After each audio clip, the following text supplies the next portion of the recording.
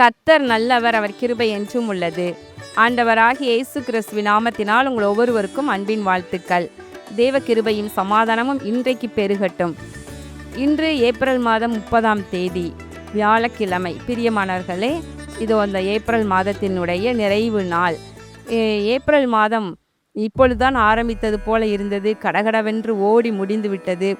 எத்தனையோ காரியங்கள் இந்த ஏப்ரல் மாதத்தில் நிறைவேறி இருக்கின்றது இல்லையா? நம்முடைய ஆசீர்வாத பெருவிழாவை கர்த்தர் ஆசீர்வதித்தார். திரள் ஜனத்திற்கு பிரயோஜனமாக இருக்கும்படியாக கர்த்தர் நடத்தினார். தமிழ்நாட்டில் கூட தேர்தலும் நடந்து முடிந்தது. பிரியமானவர்களே, எவ்வளவோ காரியங்கள் நடந்து முடிந்து விட்டன. இந்த ஏப்ரல் மாதத்தில் உங்கள் ஒவ்வொருவரையும் அருமையாக கர்த்தர் நடத்தி கொண்டு வந்தார். இந்த மாதத்தின் நிறைவு நாளில் நம்ம ஒரு நிமிடம் அதையெல்லாம் யோசித்து பார்த்து கர்த்தருக்கு நன்றி உள்ளவர்களாக நம்ம இருப்போமா? பிரியமானவர்களே, இன்றைக்கு நாம் தியானிக்கும் வசனம் சங்கீதம் 91:3. அவர் உன்னை வேடனுடைய கண்ணிக்கும் பாழாக்கும் கொள்ளை நோய்க்கும் தப்புவிப்பார். சங்கீதம் 91 என்று எடுத்துக்கொண்டால் அந்த சங்கீதம் முழுவதுமே ஒரு பாதுகாப்பிற்காக கர்த்தர் கொடுக்கிற நல்ல நல்ல வாக்குத்தத்தங்கள் அடங்கிய சங்கீதம்தான். எனவே இந்த சங்கீதம் 91 மாத்திரம் தேவ பிள்ளைகளெல்லாம் கட்டாய மனப்பாடமாக பண்ணி வச்சுருப்போம் இல்லையா? எப்போனாலும் எந்த நேரத்துலையும் 91வது சங்கீதத்தை கடகடகடவென்று சொல்லத்தக்கதாக ஒரு நாளைக்கு கட்டாயம் ஒரு முறையோ இருமுறையோ சொல்பவர்கள் ஏராளமானவர் உண்டு. இன்னொரு பக்கம் வேதமே வாசிக்காம, பைபிளே வாசிக்காம நாட்களை கடத்துறவங்க கூட ஏதோ வீட்டில் உள்ள பெரியவங்க பைபிள் வாசி என்று சொன்னால் உடனே கடகட என்று எடுத்து வாசிக்கிற சங்கீதம் 91 தான் இருக்கும் என்று சொல்லலாம். அப்படிப்பட்ட ஒரு அருமையான சங்கீதம். அதில் 3வது வசனம் சொல்லுகிறது, அவர் உன்னை வேடனுடைய கண்ணிக்கும் பாழாக்கும் கொள்ளை நோக்கும் தப்புவிப்பார். வேடனுடைய கண்ணி என்றால் பிசாசினுடைய திட்டங்கள், பொல்லாத அசுத்த வல்லமைகளுடைய திட்டங்கள், தந்திரங்கள், இவைகளை நம்ம சொல்லலாம். அதான் வேடன். வேடன் என்றால் என்ன? சுருக்கு வைத்து, கண்ணி வைத்து, யானைகளை கூட குழி தோண்டி அதன் மேலே வைக்கோல் மூங்கில்களை பரப்பி வைத்து பிடிப்பாங்க இல்லையா? வேடனுடைய கண்ணி. பறவைகளை பறக்கும் பொழுதோ மரத்தில் இருக்கும்போதோ சரியாக பிடிக்க முடியாது. அதனால் அவர்கள் தந்திரமாக வேடர்கள் என்ன பண்ணுவாங்கன்னா, அழகா விதைகளை தூவி அதன் மேலே வலையை பரப்பி வைத்து விடுவார்கள். ஒளிந்து கொள்வாங்க. கொஞ்ச நேரத்தில் பறவையெல்லாம் இறைக்காக மேய்ந்து கொண்டிருக்கும் போது அதில் நிறைய பறவைகள் அகப்பட்ட உடனே அப்படியே அந்த வலையை அப்படியே தூக்குன உடனே பறவைகளுடைய கால்களெல்லாம் சிக்கி கொண்டு விடும். அது அறியாதது, அதற்கு தெரியாது. அதற்கு என்ன தெரியும்? நல்ல இறை கிடக்கிறது, இந்த இறையை நம்ம மேய்ந்து கொள்ளலாம் என்று சொல்லி மேய்ந்து கொண்டிருக்கும் இல்லையா? அப்படிதான் மனிதர்களும் கூட, தேவ பிள்ளைகளும் கூட கபடற்றவர்களாக ஒன்றும் அறியாமல் இப்படிப்பட்ட வேடனுடைய கண்ணிக்குள் மாட்டிக்கொள்வது உண்டு.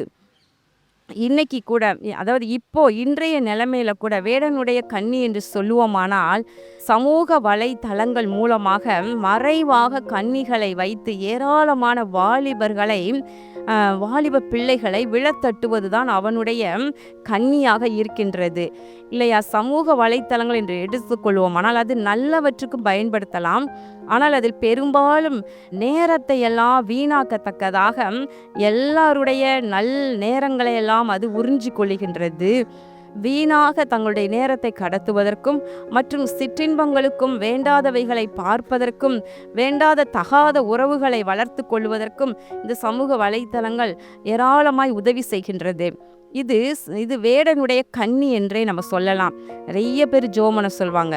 தங்களுடைய வாலிப பிள்ளைகள் 12th படிச்சுட்டு இருக்கிறாங்க சிஸ்டர், ஃபோன்லேயே எப்பவும் இருக்கிறாங்க. படியும் சொன்னால் கோபம் வருது, கத்துறாங்க, என் கூட சண்டை போடுறாங்க, இது என்ன செய்ய என்று தெரியவில்லையே என்று அலமோதுகிற பெற்றோர் நிறைய பேர் உண்டு. இந்த கொரோனா டைமில் வீட்டிலேருந்தே ஆன்லைனில் படிக்க சொல்லி திட்டம் வந்தது. அதனால சிறு பிள்ளைகளுக்கும் ஃபோன் வாங்கி கொடுக்க வேண்டிய சூழ்நிலை உருவானது. அப்போது அந்த ஃபோன்லேயே பிள்ளைகள் எல்லாரும் பழகி அதுக்கே அடிமைகளாய் ஆகும் அளவிற்கு அந்த கண்ணிக்குள் மாட்டிக்கொண்டவர்களும் உண்டு. இது நிறைய குடும்பங்களில் அநேக பெற்றோர்கள் கண்ணீர் விடுகின்றாங்க. இதெல்லாம் வேடனுடைய கண்ணி. பிரியமானவர்களை, இது போன்று அநேகம் இன்னும் சொல்லிக்கொண்டே போகலாம். அதோடு கூட பாழாக்கும் கொள்ளை நோய், அதாவது கொள்ளை நோய் என்று ஏராளம் உண்டு.